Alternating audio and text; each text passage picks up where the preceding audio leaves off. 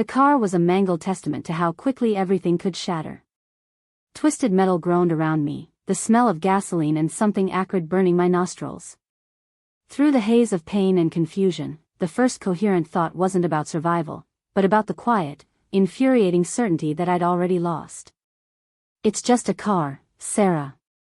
You're alive, that's what matters, my mother's voice, thin and reedy, crackled over the phone, even before the paramedics had finished their assessment. But Lily's wedding is only 3 months away. We can't let this derail anything, can we? The emphasis on "we" hung in the air, heavy and suffocating, a betrayal that landed harder than the impact itself. My life, before that moment, had been a carefully constructed edifice of quiet compliance. I was the dutiful daughter, the one who never caused trouble, the responsible one. My childhood was a landscape of my parents' unspoken expectations, a subtle but persistent pressure to be agreeable, to be useful, to be invisible. Lily, my younger sister, was the sun around which our family orbited. She was the vivacious one, the charismatic one, the one who demanded attention and always received it, like a demanding queen. I learned early on to absorb the overflow, to be the calm lake beside her vibrant, crashing waves. My parents adored her. It wasn't malicious, not overtly. It was more like a gravitational pull, an undeniable force that left me perpetually in her shadow. Even small things, a better Christmas present for Lily, a more enthusiastic discussion about Lily's latest achievement, were the norm. My own milestones were met with polite nods, a perfunctory, "that's nice," before the conversation invariably shifted back to Lily. I'd accepted this as my lot. I'd built my own quiet corner of happiness, a steady job, a few close friends, and a life that didn't demand much fanfare. There was the time I'd aced my final exams, a result that had taken months of grueling work. I'd brought home the certificate, a small thrill of pride fluttering in my chest. My parents glanced at it. "Oh, that's good," my father said, before turning to Lily, who was excitedly showing them a photo of her new puppy. "Have you named him yet, sweetheart? What a beautiful little thing." Another time, I'd saved up for months for a used car, a sensible sedan that represented freedom and independence. I'd proudly presented it to them. My mother's reaction was a sigh. "Oh, Sarah, it's very practical. Lily's been talking about that convertible for ages. Imagine how much fun she'd have in it." The unspoken message was always clear: my needs, my achievements, my desires were secondary, an inconvenient footnote to Lily's more vibrant existence. I swallowed my disappointment, the familiar ache settling deep in my gut. It was easier that way. Easier than fighting for scraps of attention, easier than exposing the raw vulnerability of wanting to be truly seen. The accident itself was a blur of noise and jarring impact. One moment I was cruising along, the radio playing softly, the next, a blinding flash of headlights, a sickening crunch, and then the world tipped sideways. The paramedics were kind, efficient. They checked me over, stabilized my leg, and gently explained the extent of the damage. Fractured femur, broken ribs, concussion. A long recovery lay ahead. As I lay on the stretcher, the sirens wail a distant hum, my father's voice on the phone, strained and urgent, cut through the fog. "Sarah, are you all right?" "Thank God." "Listen, this is a disaster. Lily's dress fitting is in 2 days. It's the most crucial one. The designer is flying in from Milan. Can you understand the urgency? Your mother and I need to be there. We'll have to stay longer than planned, obviously." My world, already fractured, splintered further. The pain in my leg was a dull throb compared to the sharp, sudden stab of abandonment. They weren't asking about my pain, my fear, my future. They were assessing the inconvenience my broken body posed to Lily's perfectly orchestrated wedding. The silence that followed my choked, but "I'm injured," was deafening. It was a silence filled with their decision, a decision that had been made without my input, a decision that prioritized a dress over my well-being. I heard my mother again, her voice a forced calm. "Don't worry about us, darling. You focus on getting better. We'll send Aunt Carol to check in on you. Just try not to stress." Aunt Carol, a woman whose primary mode of communication was judgmental sighs and passive-aggressive comments. A wonderful substitute for parental care. In the sterile quiet of the hospital room, the reality of their choice settled over me like a shroud. There would be no concerned calls, no visits beyond a rushed, obligatory phone call. My parents, the pillars of my life, had crumbled, leaving me exposed and alone. The pain in my leg was a constant reminder, but it was the ache in my heart that truly consumed me. It was then, staring at the sterile ceiling tiles, that a cold, quiet resolve began to form. The foundation of my life, the one I had painstakingly maintained, was not as sturdy as I'd thought. It was built on a lie of reciprocity that had finally been exposed. My parents had always managed our finances, a joint account that I had contributed to diligently. They'd always insisted it was for our future, a nebulous concept that seemed to exclusively benefit Lily. They controlled the purse strings, a subtle but effective way to maintain their authority. I remembered a time years ago when I'd wanted to invest a portion of my bonus. My mother had brushed it aside. "Don't be silly, Sarah.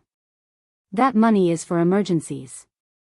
And Lily might need help with a down payment on a house someday. It's best to keep it all together." Their control wasn't just emotional, it was financial. The recovery was agonizingly slow. Physical therapy was grueling, each movement a reminder of my vulnerability. The check-ins from Aunt Carol were less about my well-being and more about her anxieties regarding Lily's wedding preparations. "Are you sure you're not overdoing it? Lily's wedding is so close, and you know how she gets." The implication was clear: my recovery was a potential disruption to the grand event. I endured, my silence a shield against further disappointment. My parents were a constant presence in Lily's life, showering her with attention and support as she planned her lavish affair. Their texts to me were brief, perfunctory updates on wedding details, never once asking about my pain levels or my mental state. It was as if I had become a non-entity, a necessary inconvenience they were trying to compartmentalize. The day I received the final hospital bill, a thick envelope containing more numbers than I cared to process, a shift occurred. I had been meticulously tracking my expenses, carefully managing the meager funds I had squirreled away from my salary before the accident. The medical bills, however, were astronomical. I'd always assumed that in an emergency, my parents would step up. They had always presented themselves as providers. I booked an appointment with a lawyer specializing in elder law and financial planning. It felt extreme, even to me, but the cold silence from my parents had left me with no other recourse. I walked into the sterile, wood-paneled office, the scent of old paper and leather filling the air. I laid out the facts, my voice steady, devoid of emotion. I explained the joint account, the contributions I'd made over the years, the implicit understanding of shared security. I then produced a stack of documents, pay stubs, bank statements, old financial planning brochures my parents had given me years ago, filled with platitudes about family and shared futures. The lawyer, a stern woman with sharp eyes, listened intently, occasionally nodding. She explained the legal ramifications, the concept of implied consent, and the power of documented contributions. She then helped me draft a formal letter of intent, outlining my claim on the joint account funds, citing my extensive contributions and the specific circumstances of my injury and subsequent abandonment. It was a business transaction, cold and precise. The day I received the official notice from my bank, confirming the transfer of my share of the joint funds to a new, sole account, was not a day of triumph, but of grim finality. I sat at my kitchen table, the single envelope a stark white against the worn wood. I carefully opened it, my hand steady. Inside was a statement, detailing the precise amount. I looked at it, a number that represented years of hard work, of deferred gratification, of quiet sacrifices. I then picked up my phone. I drafted a simple text to my mother: "My medical bills are substantial. I've had to access my share of the joint account to cover them. I've also secured independent financial advice. Thank you for your understanding." I didn't wait for a reply. I didn't send one to my father. I then proceeded to change the locks on my apartment. The old lock clicked open, and the new one, a sleek, heavy-duty deadbolt, slid into place with a satisfying thud. It was a physical manifestation of the boundary I was erecting.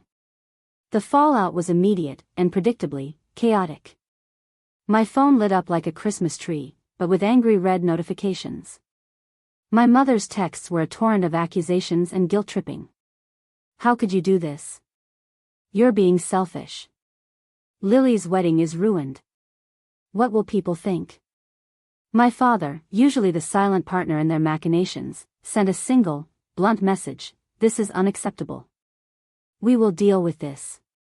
Then came the flying monkeys. My aunt, the same one who had checked in on me, called, her voice laced with manufactured concern. Sarah, your mother is beside herself. This is causing so much stress before Lily's big day. Are you sure you're thinking clearly? My cousin, a sycophant. Icy shadow of my aunt, chimed in with similar sentiments. They painted me as the villain, the ungrateful child who was sabotaging the family's happiness. I ignored them all, the silence on my end a deliberate counterpoint to their escalating panic. The true moment of realization for my parents, I suspect, came not from the texts or the calls, but from the dawning awareness that their financial leverage, their ultimate tool of control, was gone. Lily, in the midst of her bridal bliss, finally noticed the shift. Her texts became less about wedding minutiae and more about the sudden financial difficulties her parents were experiencing. Mom and Dad can't afford the final floral arrangements, one read, a thinly veiled plea for me to bail them out. They're so stressed. It's all because of that money. I simply replied, I hope they manage. The social consequences for them were subtle, but devastating to their pride. My parents, who prided themselves on their generosity and ability to host lavish events, found themselves unable to fully fund Lily's wedding. Whispers circulated. The elaborate details they'd boasted about for months began to falter. The exquisite champagne they'd promised was replaced by a lesser vintage. The custom-designed invitations were subtly scaled back. Lily, initially oblivious, began to feel the pinch, her radiant bridal glow replaced by a bewildered frustration. She, too, started making passive-aggressive comments about my choices. I watched it all from a distance, a detached observer. The satisfaction I felt wasn't one of gloating, but of a quiet, deep-seated peace. The years of self-doubt, of feeling overlooked, of silently enduring their favoritism, had culminated in this moment. It wasn't about revenge, it was about reclaiming what was rightfully mine, not just financially, but emotionally. I had built my own resilience, a strength forged in the fires of their neglect. Their world, so dependent on outward appearances and Lily's perceived perfection, began to fray at the edges. Mine, however, was solid, built on a foundation of self-reliance. The quiet execution of my plan had severed the toxic cords that bound me to their narrative. Now, there was only space. Space for healing, for genuine connection, and for a future I would build on my own terms, free from the suffocating weight of their expectations. The silence that now surrounded me was not one of abandonment, but of liberation.